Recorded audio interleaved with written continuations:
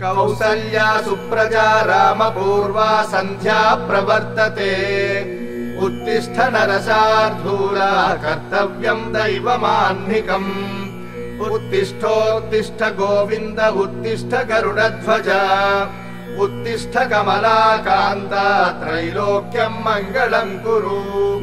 मातः समस्त जगतां मधुकैटभारेः वक्षो विहारिणि मनोहर दिव्यमूर्ते श्रीस्वामि निःसृत जनप्रिय दानशीले श्रीवेङ्कटेश दयिते तव सुप्रभातम् तव सुप्रभातमरविन्दलोचने भवतु प्रसन्नमुख चन्द्रमण्डले विधिशङ्करेन्द्र वनिताभिरर्चिते वृषशैलनाथ दयिते दयानिधे अत्र्यादि सप्तऋषयः समपास्य सन्ध्याम् आकाश सिन्धु कमलानि मनोहराणि आदाय पादयुगमर्चयितुम् प्रसन्नाः शेषाद्रिशेखर विभो तव सुप्रभातम् पञ्चाननाब्ज भव षण्मुख वासवाद्याः त्रैविक्रमादिचरितम् विबुधास्तुवन्ति भाषापतिः पठति वासर शुद्धिमारात् शेषाद्रिशेखर विभो तव सुप्रभातम् ईषत् प्रफुल्ल सरसीरुहनारिकेल पूगद्रुमादिषु मनोहर पालिकानाम् आवाति मन्दमनिलः सह दिव्यगन्धैः शेषाद्रिशेखर विभो तव सुप्रभातम्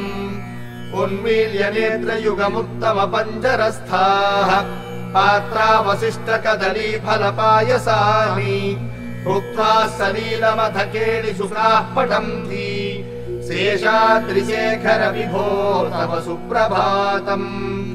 तन्त्री प्रकर्ष मधुरस्वरया विपञ्च्या गायत्यनन्तचरितम् तव नारदोऽपि भाषा समग्रमसत्कृतचारुरम्यम् शेषाद्रिशेखर विभो तव सुप्रभातम् भृङ्गावणी च मकरन्द रसानुविद्ध झङ्कार गीत निनदैः सह सेवनाय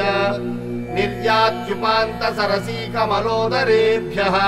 शेषाद्रिशेखर विभो तव सुप्रभातम् योषा गणेन वरदध्रि विमध्यमाने घोषालयेषु दधिमन्थन तीव्र घोषाः रोषात्कलिम् विदधते ककुभश्च कुम्भाः शेषाद्रिशेखर विभो तव सुप्रभातम् पद्मे समित्र शतपत्र गदाविवर्गाः हर्तुम् श्रियम् कुवलयस्य निजाङ्गलक्ष्म्याः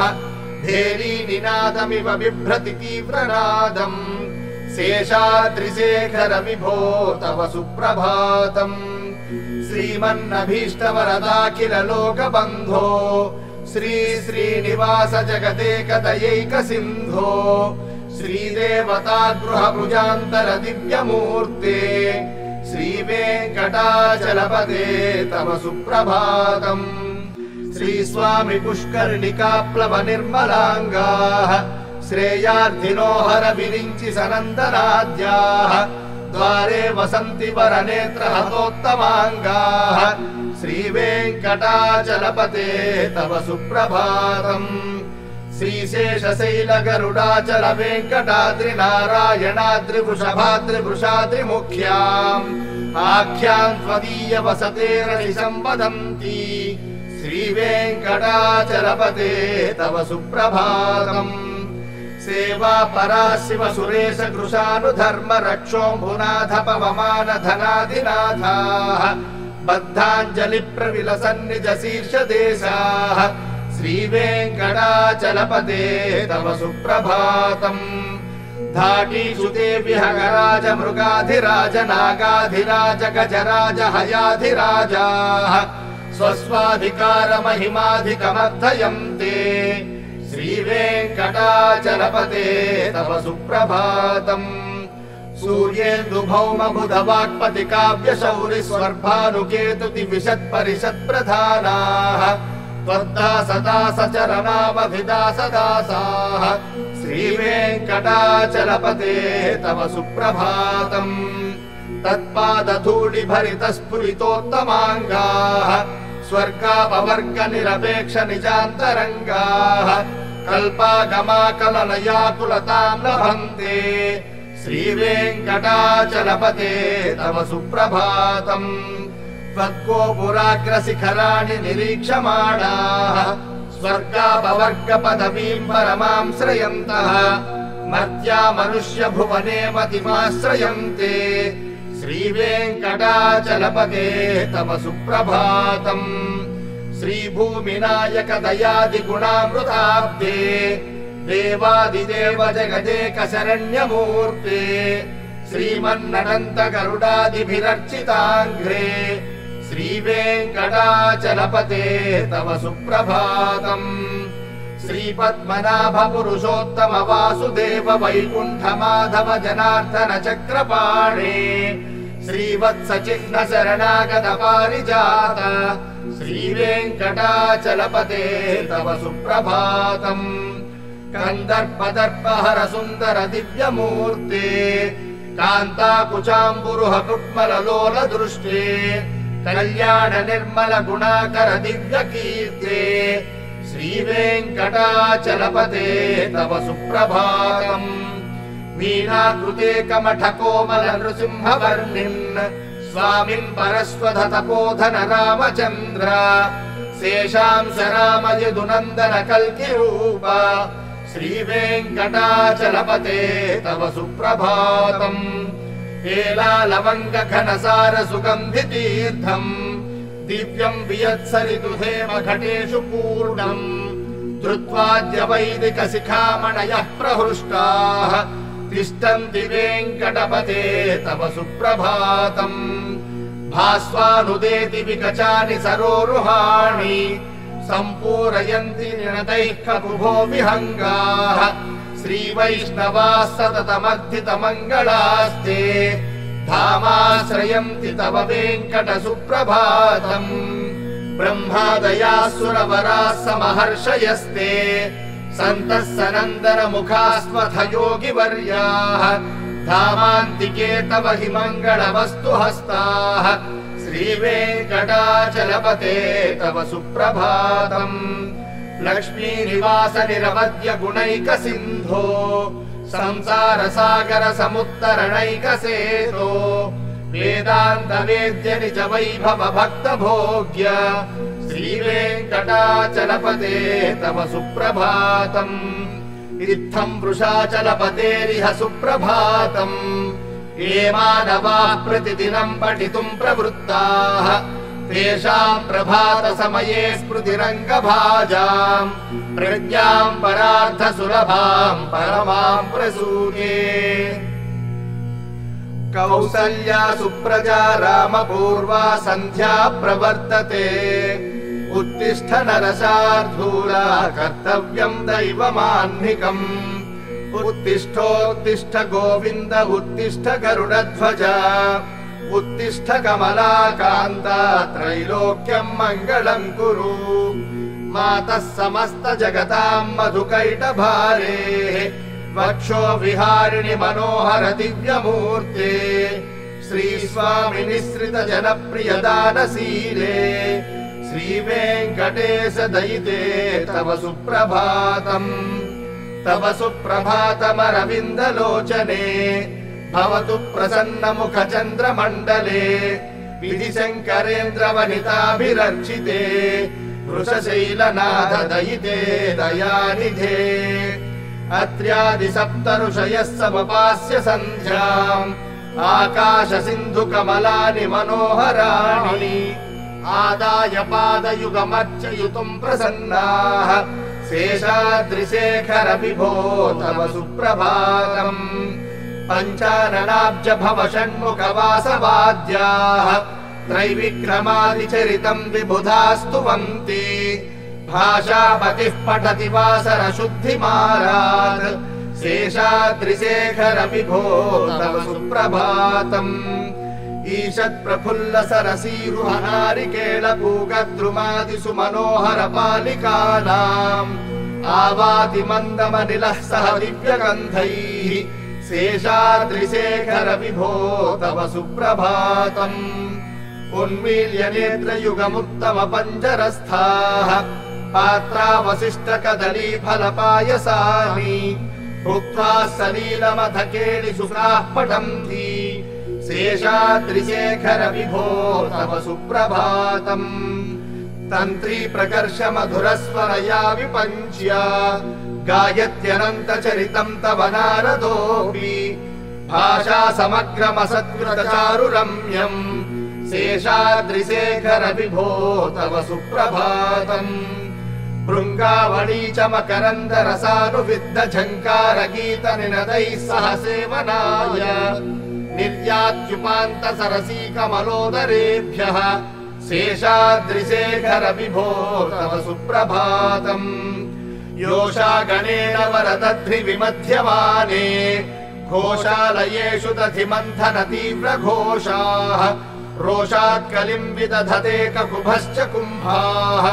शेषाद्रिशेखर विभो तव सुप्रभातम्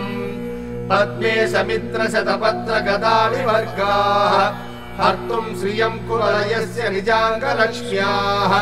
धेरी निनादमिव बिभ्रति तीव्रनादम् शेषाद्रिशेखर विभो तव सुप्रभातम् श्रीमन्नभीष्टवरदाखिल लोकबन्धो श्री श्रीनिवास जगदेकदयैक सिन्धो श्रीदेवता गृहभुजान्तर दिव्यमूर्ते श्रीवेङ्कटाचलपते तव सुप्रभातम् श्रीस्वामि पुष्कर्णिकाप्लव निर्मलाङ्गाः श्रेयार्थिनो हर विरिञ्चि सनन्दनाद्याः द्वारे वसन्ति वरनेत्र हतोत्तमाङ्गाः श्रीवेङ्कटाचलपते तव सुप्रभातम् श्रीशेषशैल गरुडाचल वेङ्कटाद्रि नारायणाद्रि वृषभाद्रि वृषाद्रिमुख्याम् आख्याम् त्वदीय वसतेरनिशम् वदन्ति श्रीवेङ्कटाचलपते तव सुप्रभातम् सेवा परा शिव सुरेश कृशानुधर्म रक्षोऽम्भुनाथ पवमान धनाधिनाथाः बद्धाञ्जलि प्रविलसन्निज शीर्षदेशाः श्रीवेङ्कटाचलपते तव सुप्रभातम् धाटीषु ते विहगराज मृगाधिराज नागाधिराज गजराज हयाधिराजाः स्वस्वाधिकार महिमाधिकमर्थयन्ते श्रीवेङ्कटाचलपते तव सुप्रभातम् सूर्येन्दुभौम बुध वाक्पति काव्य शौरि स्वर्भानुकेतु दिविशत्परिषत् प्रधानाः त्वद्दासदास चरणावधिदासदासाः श्रीवेङ्कटाचलपते तव सुप्रभातम् तत्पादधूलि भरित स्फुरितोत्तमाङ्गाः स्वर्गापवर्ग निरपेक्ष निजान्तरङ्गाः कल्पागमाकलनयाकुलताम् लभन्ते श्रीवेङ्कटाचलपते तव सुप्रभातम् त्वद्गोपुराग्रशिखराणि निरीक्षमाणाः स्वर्गापवर्ग पदवीम् परमाम् श्रयन्तः मर्त्या मनुष्य भुवने मतिमाश्रयन्ते श्रीवेङ्कटाचलपते तव सुप्रभातम् श्रीभूमिनायक दयादिगुणामृताब्दे देवादिदेव जगदेक शरण्यमूर्ते श्रीमन्ननन्त गरुडादिभिरर्चिताङ्घ्रे श्रीवेङ्कटाचलपते तव सुप्रभातम् श्रीपद्मनाभ पुरुषोत्तम वासुदेव वैकुण्ठ माधव जनार्दन चक्रपाणे श्रीवत्स चिह्न शरणागत पारिजात श्रीवेङ्कटाचलपते तव सुप्रभातम् कन्दर्पदर्पहर सुन्दर दिव्यमूर्ते कान्ताकुचाम्बुरुह कुट्मललोल दृष्टे कल्याण निर्मल गुणाकर दिव्यकीर्ते श्रीवेङ्कटाचलपते तव सुप्रभातम् वीणाकृते कमठकोमल नृसिंहवर्णिन् स्वामिन् परस्वध तपोधन रामचन्द्र शेषांश राम यदुनन्दन कल्किरूप श्रीवेङ्कटाचलपते तव सुप्रभातम् हेलालवङ्ग घनसार सुगन्धितीर्थम् दिव्यम् वियत्सरितु हेम घटेषु पूर्णम् धृत्वाद्य वैदिकशिखामणयः प्रहृष्टाः तिष्ठन्ति वेङ्कटपते तव सुप्रभातम् भास्वानुदेति विकचानि सरोरुहाणि सम्पूरयन्ति निणतैः ककुभो विहङ्गाः श्रीवैष्णवाः सततमर्थितमङ्गलास्ते धामाश्रयन्ति तव वेङ्कट सुप्रभातम् ब्रह्मादयाः सुरवराः समहर्षयस्ते सन्तः सनन्दनमुखास्त्वथ योगिवर्याः धामान्तिके तव हि मङ्गलवस्तु हस्ताः श्रीवेङ्कटाचलपते तव सुप्रभातम् लक्ष्मीनिवास निरवद्य गुणैकसिन्धो संसारसागर समुत्तरणैकसेतो वेदान्त वेद्य निज वैभव भक्त भोग्य श्रीवेङ्कटाचलपते तव सुप्रभातम् इत्थम् वृषाचलपतेरिह सुप्रभातम् ये मानवाः प्रतिदिनम् पठितुम् प्रवृत्ताः तेषाम् प्रभातसमये स्मृतिरङ्गभाजाम् प्रज्ञाम् परार्थ सुलभाम् परमाम् प्रसूते।